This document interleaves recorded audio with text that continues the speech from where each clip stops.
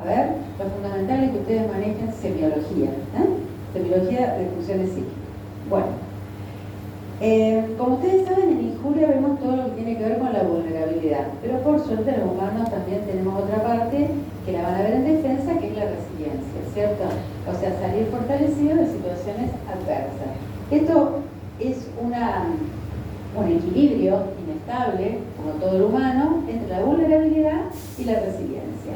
Ahora, en injuria vemos la vulnerabilidad. ¿Qué es lo que dice acá? Que bueno, lo que ustedes saben, que por supuesto, ante cualquier situación, uno, ¿cierto?, se apresta a responder con determinadas conductas. Esas conductas con las cuales uno responde, a veces consciente, a veces inconscientemente, esto es de otra mirada porque sería psicoanálisis, pero a veces voluntaria o a veces involuntariamente, tienen que ver con esto, que también ya lo vieron ustedes. Nosotros tenemos una vulnerabilidad que es genética. Este cuadrito, ustedes lo tienen en el libro de Andrea López Mato, en el capítulo de estrés, está este cuadrito. Profe, sí. ¿Vos sabés si podemos conseguir este libro en PDF? Que estamos buscando todos. No, vos sabés que creo que no lo deben poder conseguir porque este libro está agotado, porque ella ya está por la 5ª edición. Lo que pasa es que el 1, que es aspecto clínico, epistemológico y de tratamiento, es el mejor, o por lo menos el que más se adapta para una currícula de grado, porque en general los libros están escritos para posgrado. Entonces, este está bastante adaptado a una currícula de grado. Pero yo te digo, creo que el centro de estudiantes lo tiene en fotocopia. Nosotros desde acá no les podemos dar la fotocopia. Okay. Sí. Y esto lo tenés también en comunidades.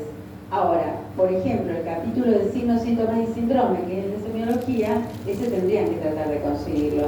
Yo me acercaría al centro de estudiantes a ver si lo tienen. En su momento le tendrían el cuadernillo ellos. Bueno, gracias. Entonces, esto ustedes lo manejan. ¿Se acuerdan en el ser cuando hablamos de ambioma, genoma y epigenoma? O sea, las conductas, el proceso de desarrollo psíquico se da por la interacción de lo que traemos, desde lo genético, con la interacción con el ambiente. En este caso, experiencias traumáticas tempranas. Esto, que antes llamábamos ambioma, genoma, termina produciendo lo que llamamos desarrollo. Desde la disciplina nuestra hablamos del desarrollo psíquico, pero necesitamos de esa interacción para que el desarrollo psíquico se vaya dando. Supuestamente tengamos, por ejemplo, una vulnerabilidad genética que interactúa con experiencias traumáticas tempranas, como puede ser, por ejemplo, el maltrato infantil, que es otro tema que tienen en injuria, vamos a tener un fenotipo vulnerable, lo cual va a hacer que el paciente tenga cambios neurobiológicos y cambios conductuales. Eso va a hacer que ante traumas cotidianos, o aunque no sean traumas, va a haber cambios conductuales. ¿Se entiende? Es muy simple lo que estoy diciendo. El desarrollo psíquico se da de la interacción del ambiente con el individuo. Fin. Muchas veces venimos con una carga de vulnerabilidad genética que va a interactuar con lo que nos va pasando. Y de ahí va a depender si vamos a tener cambios conductuales que en algún momento pueden entrar en lo que sería la patología, que ustedes la van a ver en la clínica. Esos cambios neurobiológicos van a tener que ver, por ejemplo, con un aumento en los aminoácidos excitatorios, en un aumento en la capacidad de ansiedad con un aumento del cortisol. Pero bueno, yo lo que les marco es esto: ambiente y genético interactúan, se desarrolla el aparato psíquico. Si caemos en el polo de la vulnerabilidad, los traumas cotidianos, lo que nos va pasando, puede hacer que tengamos alteraciones conductuales que pueden llevar a una patología, como puede ser la ansiedad o la depresión. ¿Hasta ahí estamos? Bueno. Esto vamos a ver nada más que los títulos. ¿Por qué? Porque ustedes lo vieron en primer año, ¿se acuerdan? En crecimiento y desarrollo. La neuropsicoanatomía funcional y la neuroquímica. ¿Qué quiere decir esto? Cuando uno habla de la psiquis, y por eso los psiquiatras nos gusta hablar de psiquis y no de psicológico, la psiquis tiene un sustrato neurobiológico. Eso quiere decir que hay una base biológica, anatómica, justamente, estamos en el Instituto de Anatomía Normal, que podríamos decir sintéticamente que es el cerebro. Entonces, cuando el cerebro es tocado por algún problema, como puede ser, como yo les digo, un accidente cerebrovascular, una diabetes, cualquier cuadro del orden de lo infeccioso, de lo metabólico, de lo tumoral, ¿cierto? No necesariamente o solamente los aspectos emocionales, el sustrato neurobiológico, que es el cerebro, se altera y por lo tanto se van a alterar las funciones psíquicas. ¿Se entiende hasta ahí? Bueno, conclusión, de la neuropsicoanatomía funcional tenemos que saber algunas cosas. Bueno, obviamente ustedes saben que el encéfalo es lo que está dentro del cráneo y es lo que nos interesa para este seminario, que hay una parte supra e infratentorial. La parte que vamos a tomar es la supratentorial, o sea, la parte del diencéfalo, que es lo que está en el centro, y la parte de los hemisferios, que es el del encéfalo. Eso es lo que nos interesa ahora. Entonces, si tomamos el diencéfalo, se las nombro nada más. Ustedes tienen en el libro de Andrea López Mato el capítulo donde esto está súper desarrollado, o si no, retomen lo que ustedes vieron en crecimiento y desarrollo si se quedaron con las fotocopias del capítulo. ¿Sí? Bueno, entonces, si tomamos el diencéfalo, nos interesa la glándula pineal, repasen las funciones de la pineal, acuérdense que produce serotonina. El tálamo, ¿se acuerdan que el tálamo era otra estructura que nos daba lo que llamamos una conciencia elemental? Estamos debajo de la corteza, o sea que, a ver, el tálamo nos da lo que se llama, yo siempre digo que mis abuelos decían se levantó de mal talante. ¿Por qué? Porque el tálamo es el que nos da ese sentimiento que viene inconsciente de cómo estamos. Ustedes saben que todo llega, los estímulos llegan al tálamo, salvo el olfato que directamente pega en la corteza, ¿cierto? Todo lo que le estoy diciendo ustedes lo tienen que saber, pero es la base como para que podamos llegar a la psiquis. Ese es el tálamo. Bueno, el hipotálamo, lo deben haber requete visto, además de anatomía y fisiología, con todas las funciones viscerales, autonómicas, endócrinas. Acá podemos enganchar cuando hablamos de psico-neuro-inmunoendocrinología, ¿se acuerdan? ¿Por qué? Porque un estímulo emocional, como puede ser un examen, por ejemplo, hace que ustedes o yo, cuando rindo exámenes, vasodilate, esté taquicárdica, ¿cierto? El simpático a full, o al contrario, tener una diarrea, por ejemplo, por las acciones del parasimpático. Esto es por la conexión que tiene el hipotálamo con el sistema límbico. Todo esto es inconsciente, obviamente. Por eso uno no puede dejar, insisto, de vasodilatar el cuello cuando están, no a todos les pasa, cuando están ante un examen, ¿cierto? ¿Se entiende? O sea, esta es la conexión, no todo pasa por la conciencia, no todo pasa por la corteza, pero que el tálamo, el hipotálamo, la pineal están súper relacionados con el sistema límbico, que es el que da el tono emocional, no cabe la menor duda. Y por eso a veces hacemos cosas que no queremos hacer. Bien, todo esto es hipotálamo. Fíjense que esto lo compartimos con otros animales. El dormir, el sexo, el cuidar, todo eso es hipotálamo. Lo que yo les decía recién, la vinculación entre el circuito límbico con el hipocampo y la amígdala. ¿Se acuerdan que el hipocampo, el que tenía la memoria genética, la amígdala es la que nos da, la que sensa el ambiente y nos da la sensación de peligro? Entonces, el hipocampo tiene memoria y le informa a la amígdala que eso es una situación de peligro y reaccionamos con conductas, por ejemplo, de estrés o distrés. Que es otro tema que después vuelven a ver en el estudio. Bueno, las funciones del simpático y las funciones que tienen que ver con la reacción de alarma. Ustedes acuérdense de esto, lo pueden llevar a la vida cotidiana, por eso yo les hablo de los exámenes. ¿Quién no sintió que estaba taquicárdico, taquineico, que le faltaba el aire, con toda esta sensación de angustia, ¿cierto?, ante una situación de examen, por ejemplo? Bueno, ahí está la interrelación entre el hipotálamo y la corteza. Bien, entonces nosotros dijimos que la psiquis tiene un sustrato neurobiológico, que íbamos a tomar la parte central, que es el diencéfalo, con la glándula pineal, el tálamo y el hipotálamo. Ahora vemos algo de los hemisferios cerebrales. Ventrículos laterales, núcleos de la base, sustancia blanca, corteza cerebral. En este caso los ventrículos laterales no lo vamos a jerarquizar, pero ustedes saben que pues en la patología sí, ¿cierto? ¿Se acuerdan cuando en el SER hablábamos de los líquidos intracelulares, que a veces ustedes se olvidaban del líquido cefalorraquídeo? Bueno, es muy poquitito, pero es muy importante porque los cuadros de hidrocefalia son severos, están ahí en los ventrículos. Los ganglios basales también, pero no es lo que nos interesa ahora. La sustancia blanca, que es la que nos permite toda la conexión. El cerebro ya sabemos que no es cableado, sino que funciona holísticamente. Las fibras blancas son las que van a conectar entre los hemisferios, dentro de los mismos lóbulos, llevan la información hacia afuera y reciben la información de afuera hacia adentro. Porque el cerebro está dentro del cráneo. Nosotros no somos ameba. Entonces, ¿cómo se entera el cerebro de lo que nos está pasando? Bueno, a través de estas fibras que son muy importantes. Cuando yo estudiaba medicina en grado, decíamos que era nada más que sostén. No, no es solamente sostén. Miren las funciones que tienen la sustancia blanca. Ni hablar de las patologías degenerativas de la sustancia blanca. Bueno, en cuanto a la corteza, la famosa corteza prefrontal, que siempre les nombramos, que es la que nos permite planificar, la que nos permite conectarnos con el afuera y con nosotros mismos.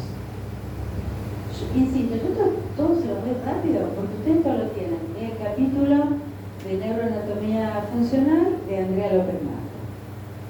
Bien. Bueno, acá esto. Bueno, esto es una mirada, pero es una mirada desde la psiconeuro, desde la PINE. ¿Se acuerdan que también en el SER, a fin de año, sí, porque el último examen lo a fin de año, por eso digo a fin de año. Pero no, en el SER veíamos el circuito límbico, el paralímbico y el pineal. Es otra mirada, o sea, antes vimos el sustrato de la psiquis más desde la anatomía más clásica. Esto es otra mirada. Por eso cuando ustedes dicen la PINE es una rama de la medicina, no es una rama, ni es una ciencia, es una mirada que en este momento se está utilizando para ver cómo interactúan los cuatro sistemas, cómo se adaptan al medio y las respuestas que tenemos. Acá lo volvemos a retomar, porque en estrés lo van a ver. Entonces tenemos el límbico, el paralímbico y el pineal. El límbico, lo más antiguo, lo de lo vital, y con las estructuras y las funciones que yo les decía. Fundamentalmente tienen que acordarse del hipocampo y de la amígdala. En el límbico son importantes también los ganglios basales, por ejemplo el accumbens. El accumbens empiecen a grabarlo cuando hablemos en injuria de adicciones. El accumbens forma parte del circuito de recompensa, el que nos, en cierta forma, en interacción con la corteza, nos puede llegar a transformar a todos en adictos. En adictos a una sustancia, legal o ilegal, en adictos al juego. Hoy justamente venía para acá y ¿vieron el colectivo ese del casino? Que se para en determinados lugares y recoge gente. Yo digo, ay, qué feo, porque yo venía temprano, eran las 7 de la mañana, digo, que ese colectivo haya gente que se sube para ir a jugar. Eso es una adicción ya, no es lo lúdico que voy, me gusta jugar. Bueno, el accumbens interviene en todo lo que tiene que ver con lo adictivo. Libera dopamina, y la dopamina, acuérdense que es la motivación incentivada. Bien, el paralímbico, lo valorativo, lo que jerarquiza, esto es mucho más nuevo evolutivamente, y la corteza que vamos a tomar es la prefrontal y, por ejemplo, la orbitaria. La prefrontal, que es la que tiene justamente las funciones ejecutivas, lo que yo les decía del planeamiento, y la orbitaria, que es el yo social. Yo siempre digo, que no lo digan en los exámenes, pero sería como la base anatómica del superyo. Cuando esta corteza por alguna patología se libera, hacemos cosas que socialmente no son aceptadas. ¿Qué es lo que pasa, por ejemplo, en las adicciones? Una de las adicciones, por ejemplo, con cocaína, en las imágenes, ve que esta corteza está mucho menos iluminada, porque la cocaína va produciendo una atrofia cortical, por lo cual después ya es un círculo esto, porque le pedí que tenga voluntad, pero no tiene corteza como para tenerla. Pero bueno, ¿estoy yendo muy rápido? ¿No?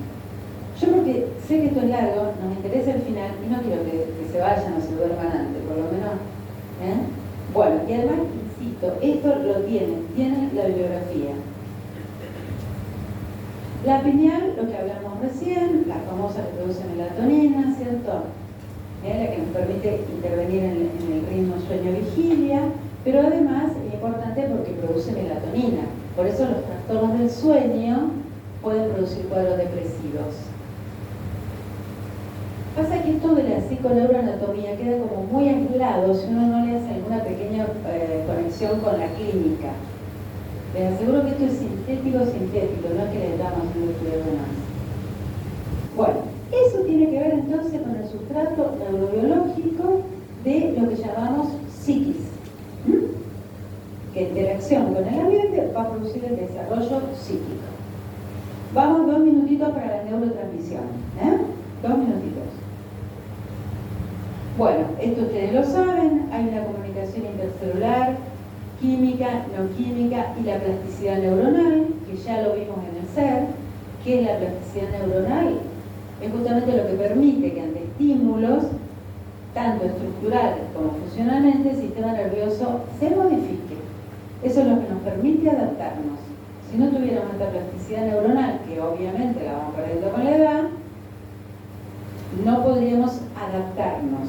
Y eso también confirma que la psiquis tiene un sustrato neurobiológico. No nos adaptamos solo con una nubecita, necesitamos que nuestro cerebro se vaya adaptando. Bien. Neurotransmisores. ¿Qué neurotransmisores vamos a ver? Ustedes también esto ya lo vieron, este es el capítulo de la neurotransmisión de Andrea López Mato. Catecolaminas. Acuérdense que los precursores son la fenilalanina y la tirosina. Acuérdense que ustedes vieron en la nutrición que estos 2 aminoácidos son esenciales, los cuales no los produce el cuerpo, los tenemos que consumir, y ahí hay una gran relación entre los cuadros de alteraciones en la nutrición y las alteraciones en las funciones cognitivas. Si esto no entra por la ingesta, no producimos, aunque se necesitan mínimas cantidades, por lo cual va a estar tocada la producción de dopamina y de noradrenalina. La feniletilamina, esa es como una anfetamina endógena. Otra catecolamina son dentro de las indolaminas, la serotonina, la melatonina, pero sobre todo la serotonina. Precursor, el triptofano, otro aminoácido esencial que entra fundamentalmente por la leche. Si no consumimos leche, no sé de dónde vamos a sacar la serotonina. Bien. Entonces, catecolaminas, indolaminas como la serotonina. Vía colinérgica tenemos la acetilcolina, muy importante en las funciones cognitivas. Por supuesto que la alteración acá después va a tener que ver con el Parkinson y demás, pero fundamentalmente con las funciones cognitivas. Asocien cuando vayan a ver, por ejemplo, hay una injuria y MOP que tiene que ver con los órganos perforados. Y los aminoácidos, los inhibitorios, como el GABA, es el único inhibitorio que tenemos. Sobre este actúan las benzodiazepinas, los famosos ansiolíticos, pero para que nuestros ansiolíticos, las benzodiazepinas actúen, tiene que haber GABA endógeno. Si no, no actúan. Fíjense la importancia que tiene este neurotransmisor. Entonces, aminoácido inhibitorio, el GABA. Aminoácidos excitatorios, el glutamato, el aspartato, estos también son muy importantes. En una cantidad adecuada tienen que ver con todo lo que es la neurogénesis, con la plasticidad.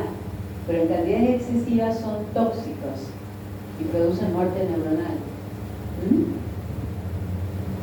Bueno, entonces aminoácidos excitatorios, aminoácidos inhibitorios, el óxido nítrico, que es gaseoso, por eso es que se fue modificando la definición de neurotransmisores, porque en realidad el óxido nítrico no es una sustancia, es un gas, y retrodifunde, va hacia la preneurona, no va todo hacia adelante.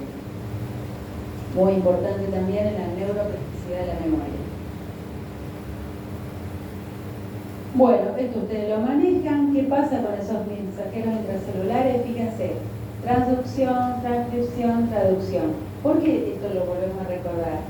Porque cuando uno, supónganse en el momento que demos psicofármacos, los psicofármacos terminan alterando a nivel de la sinapsis, ¿cierto? En la preneurona, en la posneurona, en la sinapsis. Pero en definitiva, esos neurotransmisores que estimulamos o no a través de los psicofármacos terminan produciendo una alteración a nivel de la transducción, o sea, a nivel del núcleo. ¿Se entiende? No es que uno da psicofármacos por darlo, hay que saber darlos. Porque no es que el tocamiento es ahí nomás, no, llega hasta la altura del núcleo.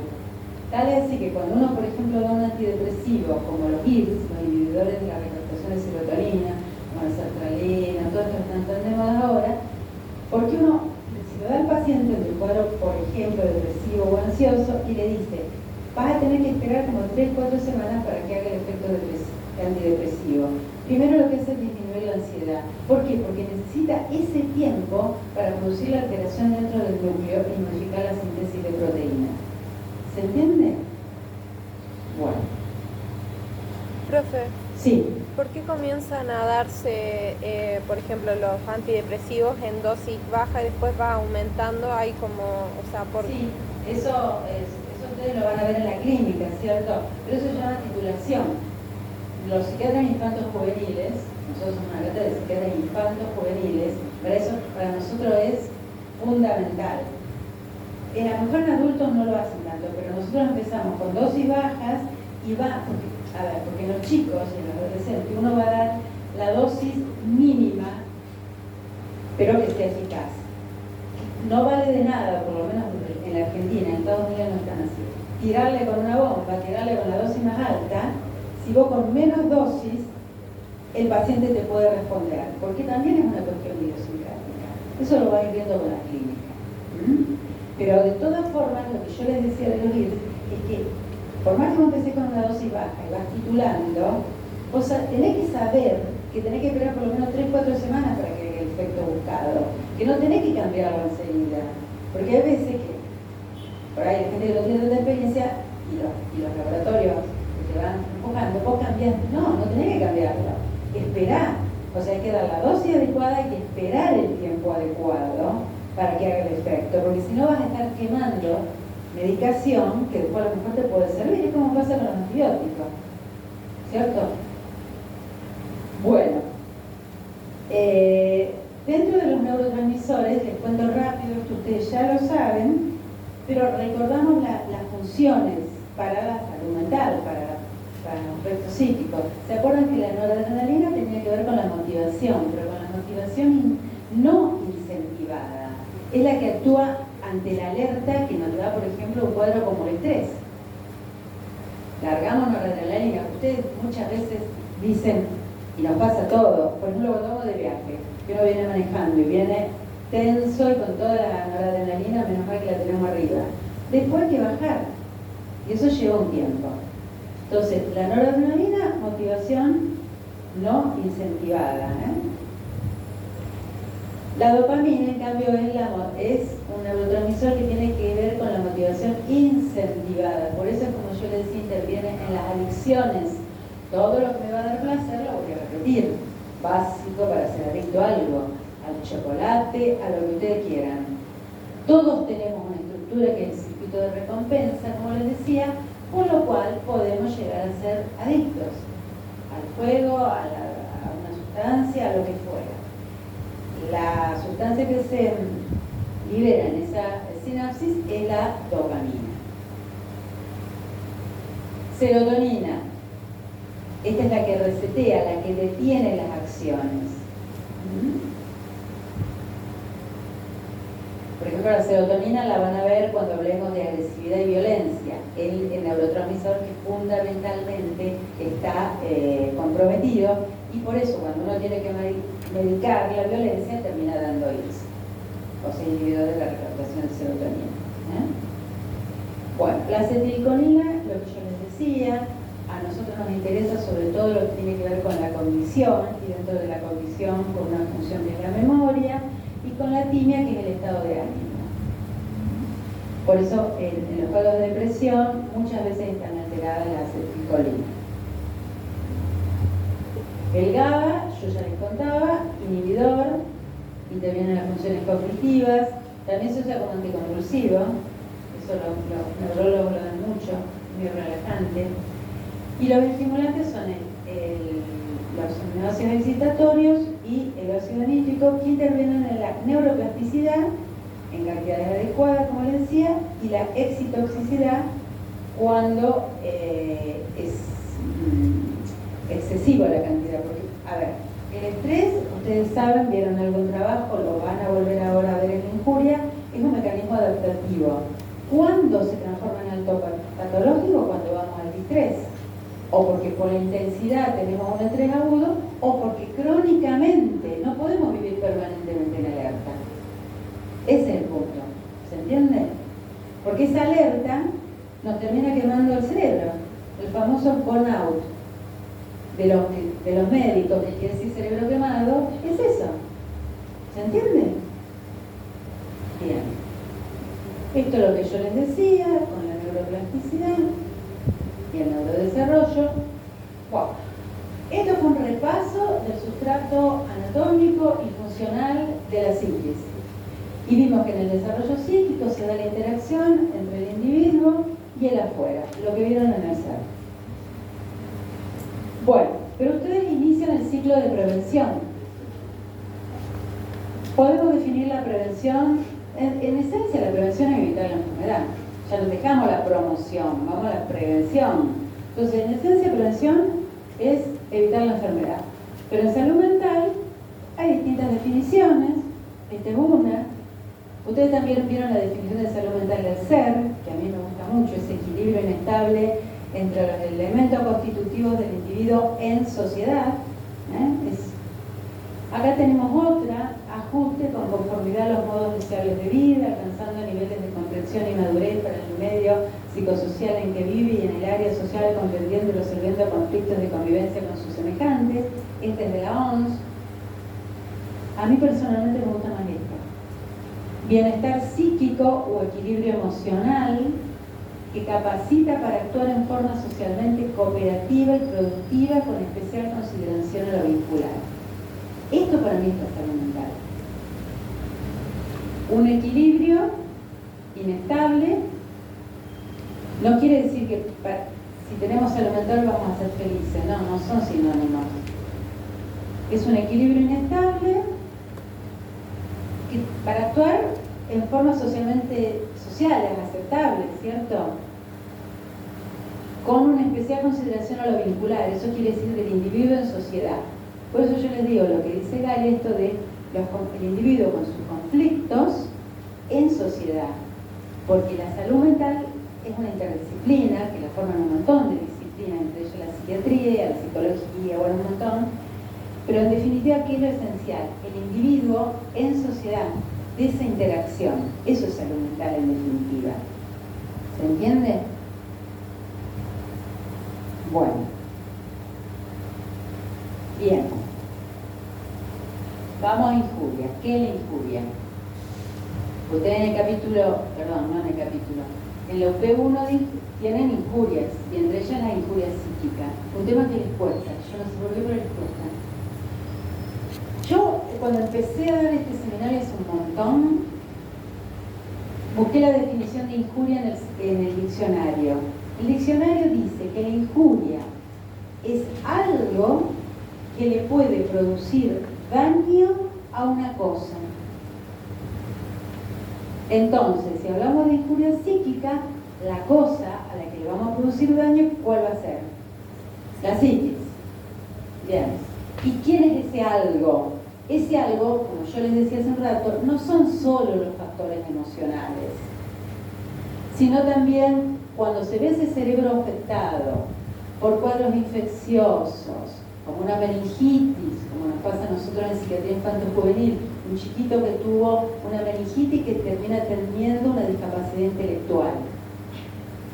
Entonces, cuando se ve afectado por cuadros infecciosos, por cuadros tumorales, por ejemplo los tumores del lóbulo frontal que afectan mucho la conducta, por un cuadro metabólico como los cuadros de diabetes, como cuadros cardiovasculares como los ACV, todo eso, todas esas etiologías pueden llegar a tocar el cerebro. Por lo tanto, las funciones psíquicas van a estar alteradas. ¿Se entiende? Entonces, ¿qué es una injuria psíquica? Algo que le puede producir daño a la psique, que va a depender de la vulnerabilidad del individuo, de un montón de cosas. Pero ese algo no solo son los factores emocionales. Bien. Trauma. Acá hay que hacer una diferencia. El trauma también es una injuria. Pero ¿qué pasa con el trauma? Hay una esto es más desde el psicoanálisis, si quieren, ustedes lo van a ver, el trauma psíquico, pero es el estímulo, que para los médicos sería, por ejemplo, la etiología, tiene una carga tan fuerte que la psiquis no lo puede procesar. Por ejemplo, ante una guerra, por ejemplo, lo que está pasando entre Rusia y Ucrania, algunas situaciones que se dieron en nuestro país, recuerden las que quieran, eso es una carga de energía, un estímulo tan importante que la psiquis no está preparada para procesarlo. Entonces después, ahí sí queda una marca que tiene que ver con el trauma, que no se va a dar en todo, por eso hablamos de la resiliencia. Hay gente que ha sido traumatizada de niño y sin embargo sale resiliente. Pero bueno, hay algunos traumas que sí, la guerra, las muertes inesperadas, bueno, eso deja una marca. Esa es la diferencia entre el trauma es una injuria, pero no es lo mismo. Las crisis, esto ustedes lo vieron en el SER, ¿se acuerdan? Pero en el SER hablábamos de crisis evolutivas de la familia. Pero en definitiva es esto, es un momento de tensión en el que hay un cambio y que es una oportunidad para salir favorecido, ¿o no? Entonces esa es la diferencia entre injuria, trauma y crisis. ¿Sí? Este power lo tienen en el campus, porque a lo mejor esto no está tan bien, en la bibliografía no está tan claro y tan corto. Bueno, y llegamos a semiología. Todo lo anterior fue para explicarles. Yo les insisto porque la verdad que a veces después de los exámenes como que nos sentimos mal porque decimos, estamos preguntando lo básico y como que me parece que tal vez no lo remarcamos lo suficiente. Entonces por eso repaso de la neuroanatomía y la neuroquímica, definición de injuria, de trauma y de crisis, y ahora vamos a semiología. El capítulo de bibliografía de esto es signos, síntomas y síndromes de Suárez Richard. Eso yo creo que el centro de estudiantes también en su momento se los vendía. Ese capítulo lo tienen que tener, porque nosotros acá les damos lo requete básico. A veces es mejor leer un poquito más y después quedarse con lo esencial, ¿no? ¿Cómo? De todas formas la bibliografía la tienen en el cuaderno que está subido, pero el capítulo es signos, síntomas y síndromes del manual de psiquiatría manual de Suárez Richard, de Suárez Richard.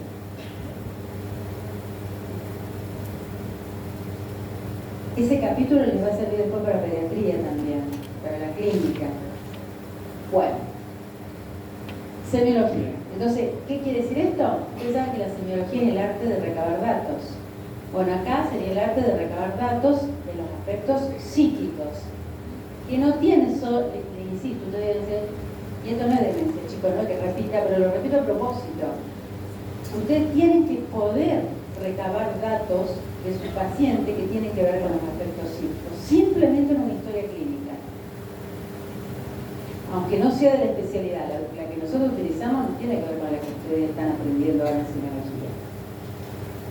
Entonces, Vamos a evaluar. Hay datos que son objetivos y hay datos que son subjetivos. Los objetivos, ¿cómo se llaman? Signos. Y los subjetivos, síntomas. Por eso el capítulo se llama signos, síntomas y síndromes. Ustedes pudiendo manejar los signos y síntomas, arman los síndromes. Cuando lleguen a pediatría y tengan que ver el síndrome, por ejemplo, el espectro autista, el espectro depresivo, el ansioso, lo que van a hacer es trabajar con las funciones psíquicas, nada más. Bien. Ustedes saben que el signo, eso lo van a ver muy bien en Semio, si todavía no lo vieron, es lo objetivable, ¿cierto? Cuando yo tomo la temperatura, puedo leer que tiene 29 un paciente, que tiene una hipertermia. En cambio, los síntomas son lo más subjetivo, el dolor, por ejemplo, no todos manifestamos el dolor de la misma forma. Bien. Funciones psíquicas. ¿Para qué nos sirve la psiquis, en definitiva? Hay tres grandes grupos. ¿Alguno rindió injuria ya? ¿No? Bueno. Porque pregunta, ¿cuáles son los tres grandes grupos de funciones psíquicas? Las cognitivas, las volitivo-motoras y las emocionales. Entonces, claro, yo les veo cara conocida, pero porque los debo haber visto en el CERN. No es mejor. Bueno.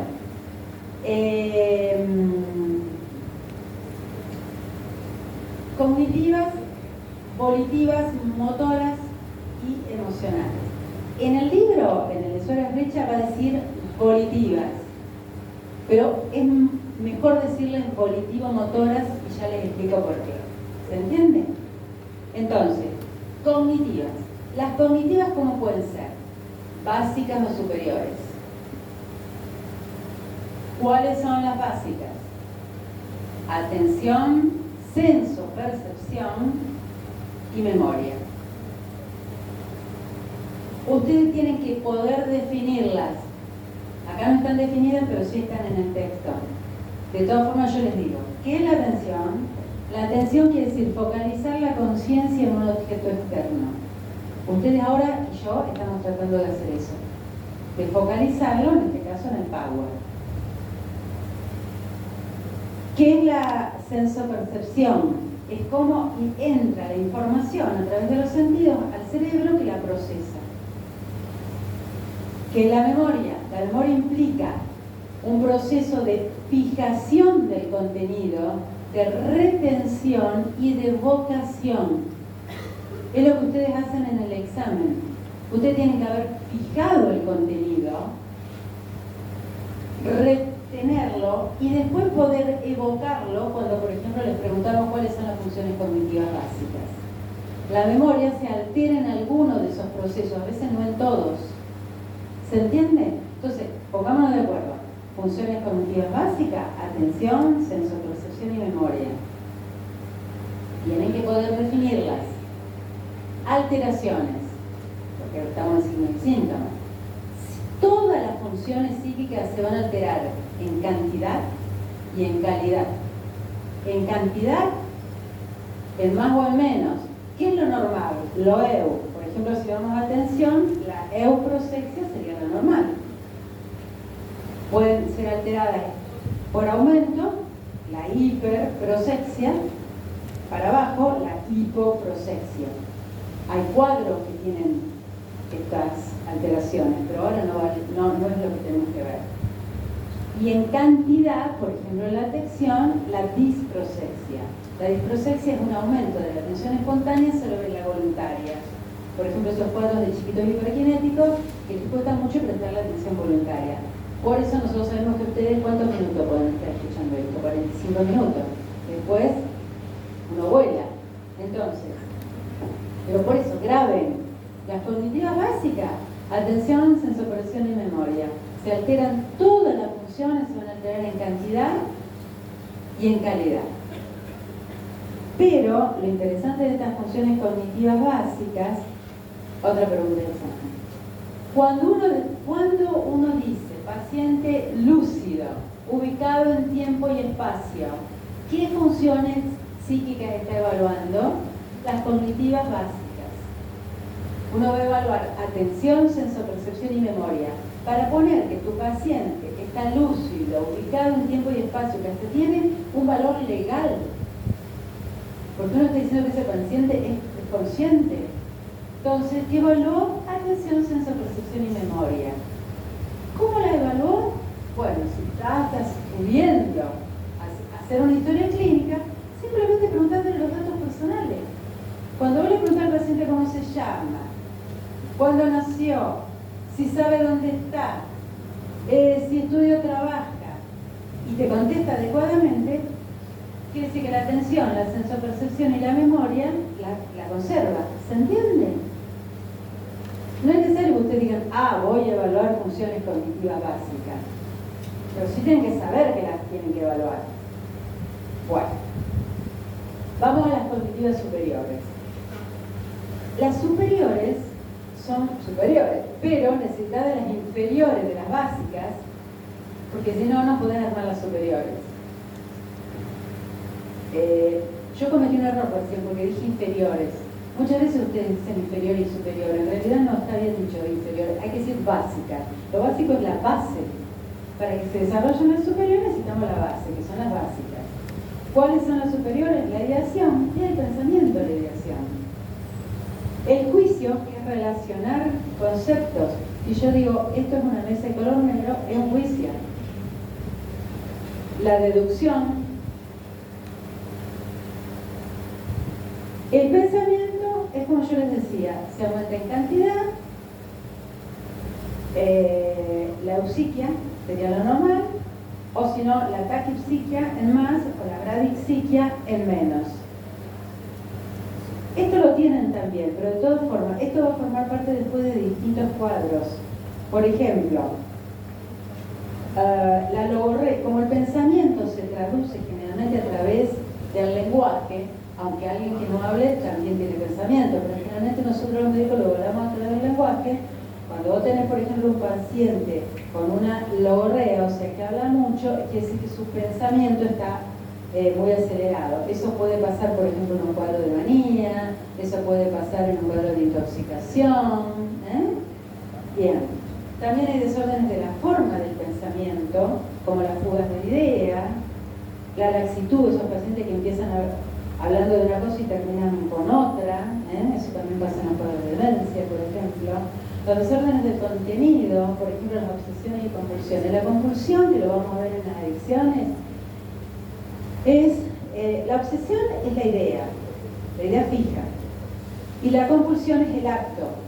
Por ejemplo, en cuadros fóbicos, el paciente que tiene, en cuadros fóbicos o de trastorno obsesivo compulsivo, el paciente sale y dice, habré cerrado la puerta y vuelve y con el picaporte comprueba. Con la idea obsesiva, con la compulsión, que sería el acto de mover el picaporte, es algo que me puede, yo sé que realmente, pero sí, yo lo cerré. Bueno, pero tenés que volver. Bueno, entonces, alteraciones en el pensamiento, ya les digo, en cantidad y en calidad. Todas estas funciones cognitivas tienen que ver con la inteligencia. En definitiva, la inteligencia, ¿cierto?, es una actividad, como dice acá, cognitiva, que es la capacidad que tenemos de resolver problemas con las herramientas que tenemos. Cada uno tiene las herramientas que tiene, pero evidentemente que también la inteligencia, si bien hay una cuestión de lo genético, hay una cuestión que tiene que ver con el estímulo. Pero no hay solo una inteligencia, esto es simplemente para que lo sepan, creo que lo deben saber ya, porque ahora está muy difundido. Cuando nosotros empezamos a ver este seminario hace un montón, no estaba tan difundido. Y lo único que se evalúa era la inteligencia lógico-matemática. Es más, los test que nosotros usamos, por ejemplo el Raven, evalúan además la inteligencia lógico-matemática. Y si bien la lógico-matemática, por supuesto, hay que manejarla, hay que tenerla, pero no todos tenemos el mismo tipo de inteligencia. Fíjense la cantidad de tipos de inteligencia que hay. Hay gente, por ejemplo, ustedes fíjense en las tutorías, que se manejan muy bien en lo interpersonal, en el grupo. Hay otros, en cambio, que se conocen muy bien, que tendrá que ver con lo intrapersonal. Hay gente que es muy torpe corporalmente, cosa que no les pasa, por ejemplo, a los futbolistas, que a lo mejor ustedes ven la vida privada y dicen, ay, pero qué macana se manda, pero en el campo de juego tienen una mirada perfecta, ¿cierto? Bueno, eso tiene que ver con lo corporal, con lo espacial. Esto está bueno como para que ustedes vean qué tipo de inteligencia tienen ustedes. Está bueno combinar estas inteligencias. Bueno, eso tiene que ver con lo cognitivo. Con respecto a lo... acá esto está tomado de Suárez Recha, entonces dice volición, pero en realidad es volitivo motor. ¿Por qué? Porque ¿qué es lo volitivo? La decisión de interactuar o no con algo en el afuera. Ustedes hoy decidieron venir al seminario, por los motivos que sean. No necesariamente porque les gusta la psiquiatría, pero tal vez porque saben que les convenía. Bueno, es una decisión. Y algunos decidieron, no, está medio lloviendo, me quedo, lo veo en el Power. Bueno, eso tiene que ver con lo volitivo. Pero es volitivo motor, porque ustedes decidieron venir, pero si se quedaban en la casa, tuvieron que venir. Por eso está relacionado con el motor. Por ejemplo, esto está muy tocado en la depresión, que el paciente deprimido le falta voluntad, y le falta voluntad para actuar. Entonces uno le dice, no, tenés que poner voluntad, pero no puede poner voluntad si es lo que está justamente tocado. Lo mismo con un adicto, no, tenés que poner voluntad de no consumir, no, si es lo que está afectado. Entonces, volitivo, motor. Las alteraciones del mismo tipo, esto se lo digo porque por ahí, en una situación de estrés, usted uno pregunta signo y signo, siempre en cantidad y en calidad. Y en cantidad siempre igual, para arriba, en el medio y abajo. La hiperbulia, la hipobulia y la bulia, otro de los síntomas de la depresión, la bulia. Y el estupor de ese paciente, el estupor también es por un cuadro bien biológico, que no se mueve, es como que no participa, está estuporoso. Este paciente no está ubicado en tiempo y espacio, obviamente. Y las cualitativas derivadas de las alteraciones de la voluntad, el negativismo, el cuadro, esto es un progreso, inquietud, excitación, agitación. Esto ustedes en la guardia lo van a ver mucho, y muchas veces asociado a accidentes cerebrovasculares, a cuadros demenciales, a consumo de sustancias. Inquietud, excitación, agitación. No es lo mismo, la agitación es el máximo. La agresividad, y ya vamos a ver que tiene un sustrato neurobiológico y muchas veces se transforma en violencia y acompaña estos cuadros. Esto ustedes en una guardia lo van a tener que evaluar. Los manierismos, las estereotipias y las ecopraxias. Los manierismos serían cuando un movimiento común, como que se le agrega un perfeccionismo. Esto muchas veces se ve en la psicosis, qué sé yo. No sé, uno se lava los dientes medio... Bueno, en un manierismo sería una cosa así muy específica que complica la función, porque si vos te quedás, cierto, no sé, 30 minutos limpiándote los dientes, te va a perder algo. Yo se los digo en ejemplos cotidianos, no de la patología. Obviamente que todos estos cuadros constituyen una patología. Y las estereotipias tienen que ver con los motores. Por ejemplo, nosotros en nuestra especialidad, el flapping, el movimiento de las manos de chiquitos con cuadros autistas, por ejemplo. Todo esto ya es patológico. No hacemos diagnóstico en un solo síntoma, pero forma parte de la patología, pero tiene que ver con las alteraciones de la voluntad. Entonces, si uno le pregunta a ustedes, bueno, definime qué es la voluntad, y dame un síntoma cualitativo, bueno, cualquiera de estos pueden ser. Después, por supuesto, ustedes van a ver que el activismo puede ser activo-pasivo, ¿cierto? El activo van a ser esos chiquitos con conductas receptivas, y el pasivo es el que no te contesta, no te habla. Pero bueno, son todas alteraciones de la voluntad. Finalmente, la de la afectividad, que es otro de los... ¿Se acuerdan que yo les dije, para qué nos sirve la psiquis? Para las funciones cognitivas, para las funciones volitivo-motoras y para lo afectivo. La afectividad, hay distintos tipos de funciones. La emoción, los afectos, el sentimiento. ¿Qué es la emoción? La emoción es el cambio brusco del estado de ánimo. Por ejemplo, cuando nos ponemos re contentos, por ejemplo, en el examen, ¿cómo fue bien? ¡Wow! Eso es emoción, te da un ratito, después hay que bajarlo. Eso es emoción. Puede ser agradable o no. Y tiene todo lo que yo le decía, ese cortejo vegetativo. Cuando estoy contento, qué sé yo, me pongo colorado, tengo bradicardia, todo lo demás.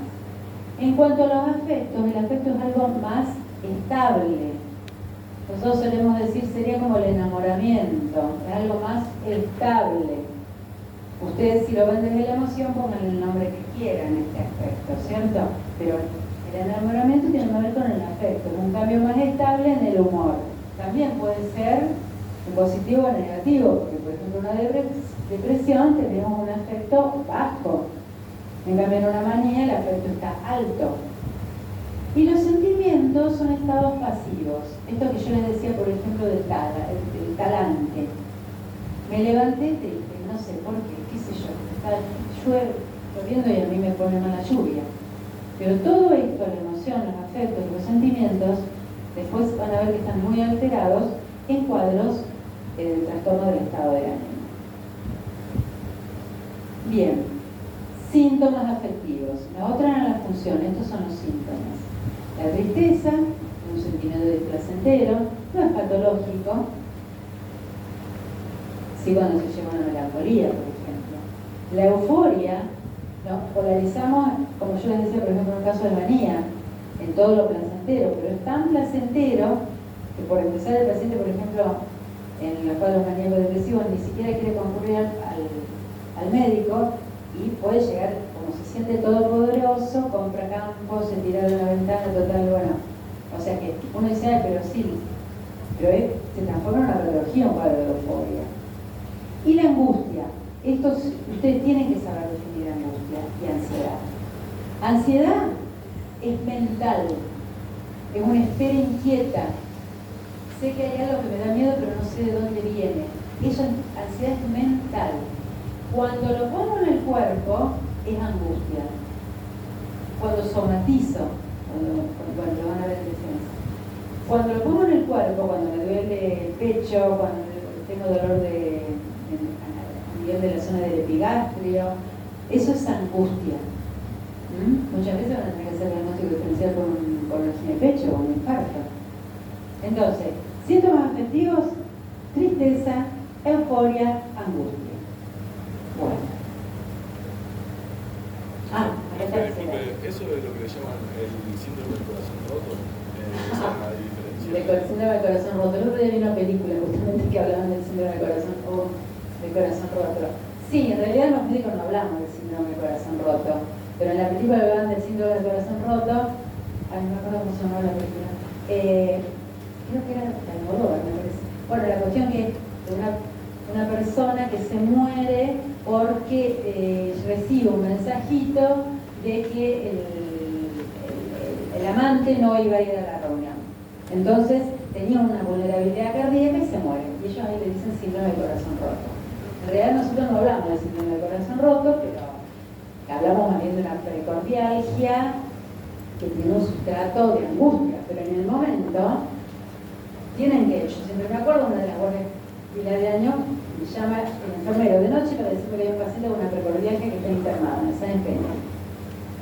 ¿Cómo detectás allí si eso era una precordialgia por una alteración del flujo, una isquemia o era una angustia? Bueno, terminamos haciendo un electro al paciente. Y encima creo que, de hecho, en los laboratorios no lo identifican, porque están las mismas enzimas, ¿cómo ser? Muchas veces los cuadros psíquicos, por eso nosotros les insistimos tanto que hay un sustrato neurobiológico, porque muchas veces se altera biológicamente. El estrés, cuando se transforma en distrés, se altera biológicamente. Sí, no es fácil. Uno lo dice así, dice, sí, angustia. Sí, pero bancate solita en una guardia que tenés que decir si está haciendo un impacto o si es angustia por un trastorno del estado de ánimo. Perdón, un trastorno de pánico.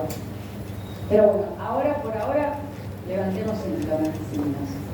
Entonces, la ansiedad, lo que yo les decía recién, expectación psíquica, alarma generalizada, duda, mí me gusta lo de espejo y vieja. Muchas veces con distintas suspiros, eso puede hacer. Eso es la ansiedad. Porque me quiero ir, por lo que fuera. Porque la ansiedad no es patológica, a niveles normales. La indiferencia, la ignorancia del entorno, la catatonía y el afecto inapropiado. Esto tiene mucho que ver con la disociación ideoafectiva. A veces uno tiene pacientes que te están contando una cosa súper triste y te lo cuentan con una sonrisa. Todo esto pasa.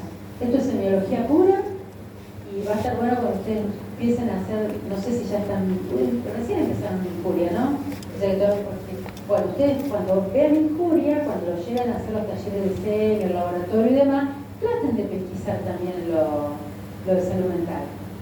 Esto lo hemos hablado mucho con la gente de CEL, con la doctora Garrido y demás, y lo hacen. Bueno, espectacular. Una hora como ¿alguna duda?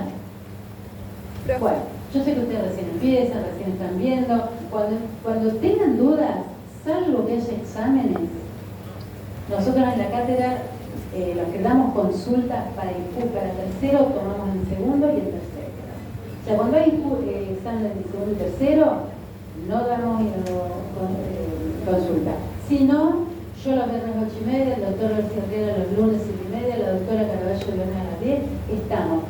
Vengan a consultar, así estamos todos más contentos. Bueno, chicos, listo, nos vemos, suerte. Gracias.